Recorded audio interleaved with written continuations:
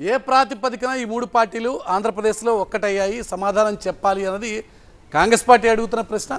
YCP కూడా అదే ప్రశ్న అడుగుతున్నటువంటి వ్యవహారం. గతంలో చేసినటువంటి విమర్శలన్నీ కూడా మర్చిపోయారా? కేవలం రాష్ట్ర ప్రయోజనాలు అంటే రాష్ట్ర ప్రయోజనాలకు సంబంధించి భారతీయ జనతా పార్టీ ఏం కమిట్మెంట్ ఇచ్చిందో కూడా చెప్పాలి కదా అన్నది ఈ పార్టీలు అడుగుతున్నటువంటి ప్రశ్న. రఘునాథ్ బాబు గారు, ఇప్పుడు ఒకటే వాళ్ళ ఇందాక గౌతమ్ గారు అడిగిన దానికి నేను సమాధానం చెప్పాలి.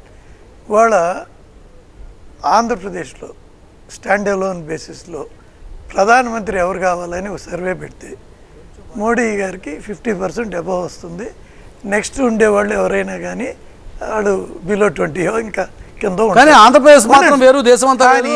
ఆంధ్రప్రదేశ్లో మోదీకి అనుకూల పరిస్థితులు లేవు, అసలు లేవు. మోదీ పేరు చెప్తేనే, బీజేపీ పేరు చెప్తేనే తిరుగుతున్నారు. 50% ఓట్లు వస్తాయి అని నేను అంటలా. మోర్ దాన్ 50% ప్రజలు మోడీ గారు ప్రధాని అవ్వాలని కోరుకుంటున్నారు. కాబట్టి ఈ అలయన్స్ ఉండటం ద్వారా తప్పకుండా అది ఎస్కలేట్ అవుతుంది. అదేంటి it comes to reality.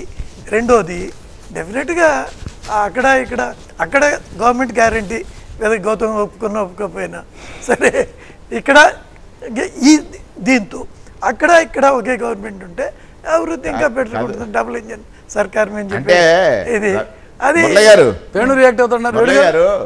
Raghunath బాబు గారు ప్రజల్ని కొంచెం అవమానపరుస్తున్నట్టుగా కనబడింది నాకు. ప్రధానిగా మోడీని కోరుకుంటే చంద్రబాబు నాయుడు ముఖ్యమంత్రి కావాలని ఎందుకు కోరుకుంటారండి? ప్రధానిగా ఈ దేశాన్ని భ్రష్టు పట్టించేశాడు మోడీ గారిని అన్నది ఎవరో? చంద్రబాబు నాయుడు కదా. చంద్రబాబు నాయుడు గారు ఏటీఎంగా వాడుకున్నాడు పోలవరాన్ని అన్నది ఎవరు? మోడీ గారు కదా. అలాగే 2 పాసిపోయిన లడ్డులు ఇచ్చి ఈ ఆంధ్ర రాష్ట్ర ప్రజల్ని మోసం చేసింది భారతీయ జనతా పార్టీ అన్నది ఎవరు? కరెక్టే వేణు గారు. కానీ ప్రజలు ఎందుకు మర్చిపోతారు అనుకుంటున్నారు? ఇవన్నీ మీరు చెప్పారు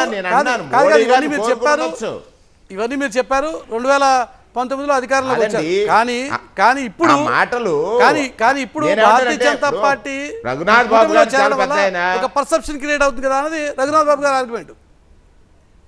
పర్సెప్షన్ ఎందుకు క్రియేట్ అవుతుంది? నేనేమంటానంటే, నేను అదే అడుగుతున్నాను.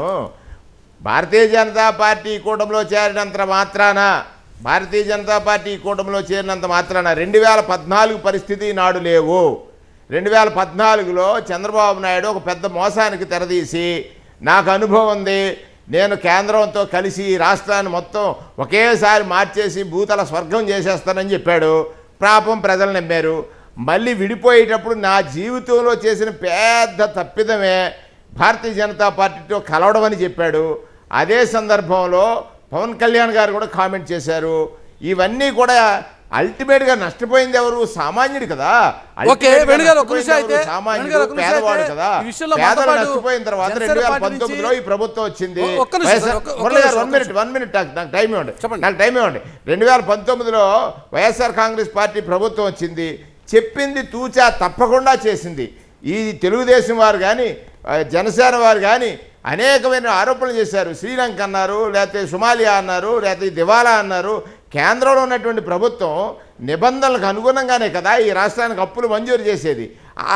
ఆ విషయాలన్నీ తెలిసిన తర్వాత ఒక అబద్ధానికి నేనేమంటానంటే, అవినీతిలో కూరుకుపోయిన చంద్రబాబు నాయుడిని ఆదుకోవడానికి పొత్తా, అవినీతిలో మొన్ననే జైలుకి వెళ్ళి వచ్చాడు ఆయన. ఇవాళ కూడా ఒక స్కామ్ బయటకు వచ్చింది. ఎక్కడ హైదరాబాద్లో వచ్చినటువంటి స్కామ్ ఒకటి ఉంది కదా, ఇవాళ చూసాం మనం. ఆ స్కామ్ బయటకు వచ్చింది. అంటే అవినీతి పరుడైనటువంటి చంద్రబాబు నాయుడికి నీతి గురించి మాట్లాడేటువంటి భారతీయ జనతా పార్టీ, నీతి గురించి మాట్లాడే జనసేన పార్టీ, ఈ రెండు కలిసి పొత్తు పెట్టుకుని